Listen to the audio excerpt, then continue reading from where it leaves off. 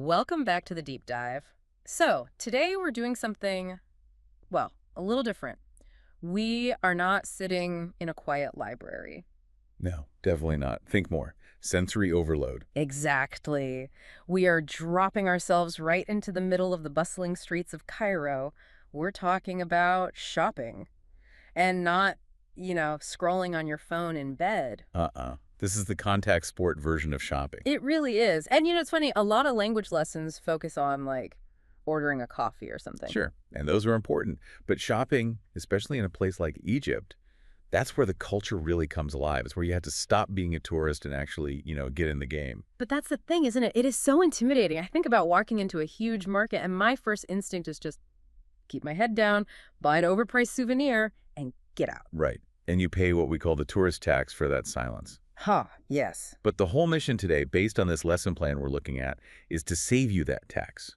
We're going to build a toolkit for you, how to ask for prices, how to negotiate, how to really participate. Okay, I like that. Moving from easy target to savvy traveler. And just so everyone knows, we're going to be saying every single Arabic example out loud really clearly. You have to. In a noisy market, you can't mumble. Okay, so let's start with the lay of the land. I'm in Cairo. I need to buy something. What am I even looking for? Well, the most basic word, the one you'll see everywhere, is for shop. And that word is math. My saffron. Cass. It's a total catch-all. Shoe store, grocery, whatever. It's a mykesanel. Got it. My saf.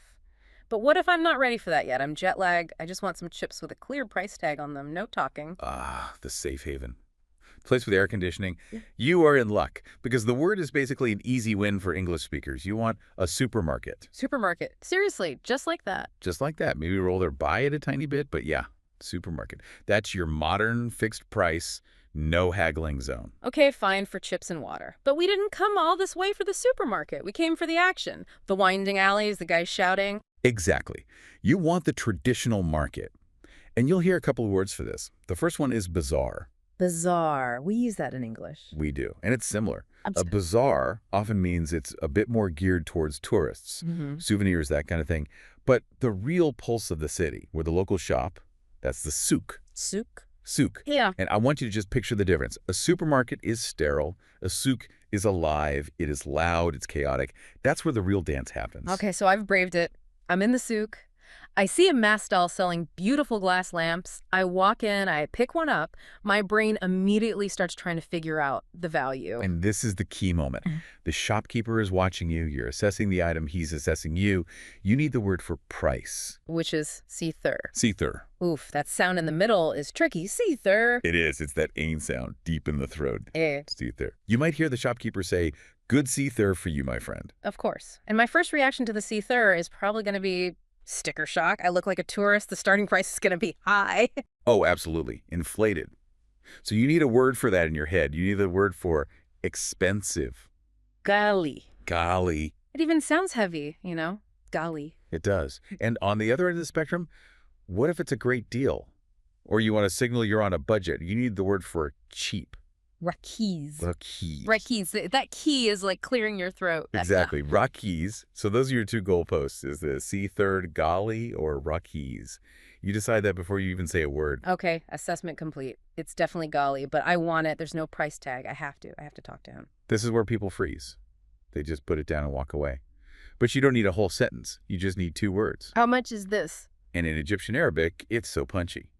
Da kam. Da kam. Da is this. Kam is how much. You just point. Da kam. That feels almost rude. Is it too direct? Not at all. In a busy souk, it's respected. It shows confidence.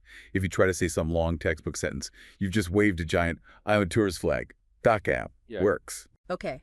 Da kam. But what if it's up on a high shelf? I can't just point. I want to say, can I see this? Right. So now you're slowing it down a bit. You're showing more serious interest. The phrase is mumkin shufta. But let's break that down. Mumkin shufta. Mumkin is a magic word. It means, is it possible or can I? A shuf is I see, and da is this. So literally possible, I see this. Exactly. Mumkin shufta. You're basically inviting the sales pitch now. Okay. So he gets it down. I'm holding it. I asked .com. He gives me a number. It's Gali. Standard procedure. Never, ever accept the first price in a souk. It's not the real price. This is the part I dread. I hate haggling. I feel like I'm being cheap or insulting. You have to reframe it. The price tag isn't law, it's an invitation. It's an opening offer in a game. If you just accept it, you kind of ruined the fun. I've ended the dance before it started. You have. So you need the game changer. You need to ask about a discount. The word for discount is chasm. Chasm. So to ask, is there a discount? It's simple. Fee chasm. Fee chasm. Fee just means there is. So is there a discount?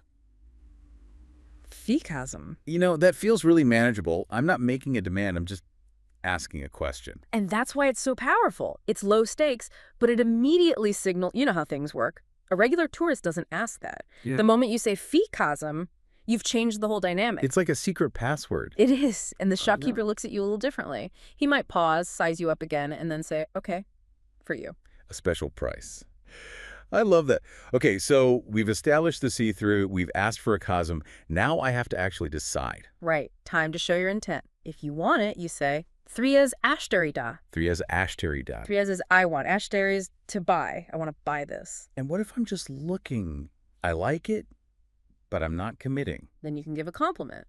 Basevenda. Basevenda. I like this or I love this. Exactly. It keeps the conversation friendly. Okay, but let's go down the other path for a second. The high-pressure situation. You're trying to leave, and someone is following you, draping scarves on you. I need a shield. Yes.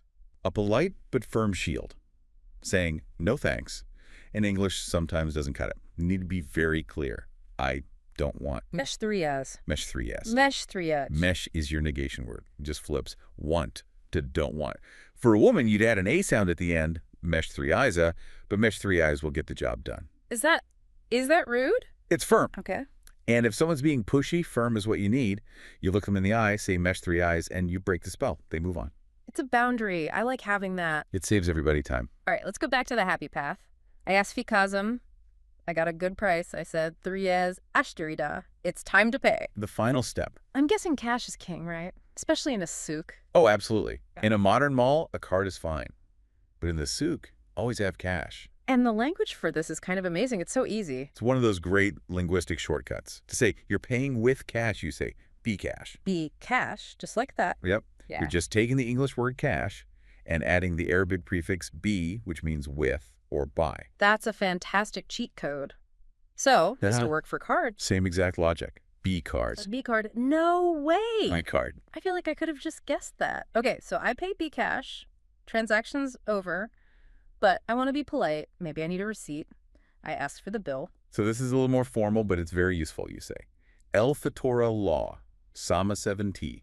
Okay, that's a bit more of a mouthful. Let's break it down. El Fatora. El Fatora, that means the bill. And then the magic words that you sprinkle on everything to be polite, please. Law Sama 70. Law Sama 70. So, all together, El Fatora Law Sama 70. El Fatora Law Sama 7. And using Law Sama 7 is so important. It's the olive wash. It says, hey, we may have just done a little battle over the price, but we're ending this with respect. It brings it all back to a friendly place. It really does. Okay, theory is one thing. I want to hear this in action. The lesson plan has a little dialogue, right? It does. A quick simulation. Yeah. Customer and a shopkeeper. Let's do it. I'll be the customer, you be the shopkeeper, and let's just run it, no interruptions, so people can hear the rhythm. I'm ready. Welcome to my Maysaid Ella. All right, I'm walking in. I pick something up. .com. Kamsin Gina. Fikazm. Kazım 3 Ashurgan. Thriya's ashtarida. Tamam. El Fatora La Samasin. Wow. Okay, that was incredibly fast. Super efficient. Let's just rewind that. I asked a You said Kamsin Gina, 50 pounds. Yep. Gina is the Egyptian pound. And I didn't even flinch. I just went straight to the magic question. Fikazm. And because you asked, I immediately dropped the price. I said, offer yes, and then Kasim 3 Ashar Gina. A discount of 10 pounds. I saved 10 pounds just by asking one question. And what was my reaction? I just said, Tamam. Yeah. Okay. No offense taken. I make a sale, you get a deal, everybody's happy. When you lay it out like that, it's so simple. It's just a predictable pattern. And it's a pattern that plays out thousands of times a day, every day, in that souk. So for someone listening, planning a trip, what's the real lesson here? It's not just the words, is it? No, I don't think it is. It's about the mindset. You know, you have a choice when you travel. You can stay in the tourist bubble. Yeah. The hotel, the tour bus, the supermarket. The safe, sterile option. Right. Or you can step into the souk, the messy, loud, human option. Yeah. And when you look a shopkeeper in the eye and you say La Sama 70, or you ask Fi Kazum, you're doing more than just buying something. What are you doing? You're transacting respect. Huh. Transacting respect. I really like that. You're showing that you see them, Yeah. that you're a guest trying to engage with their culture on their terms. And that effort, that small gesture, is almost always rewarded.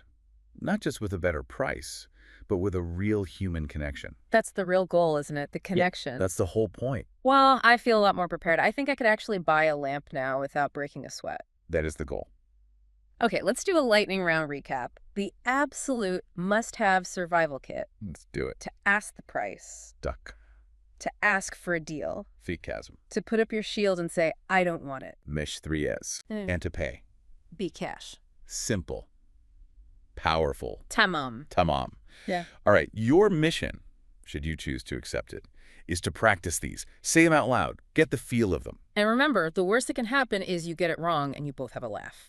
That's part of the experience. Exactly. Go find a souk. Ah, Thanks for diving in with us. my salama.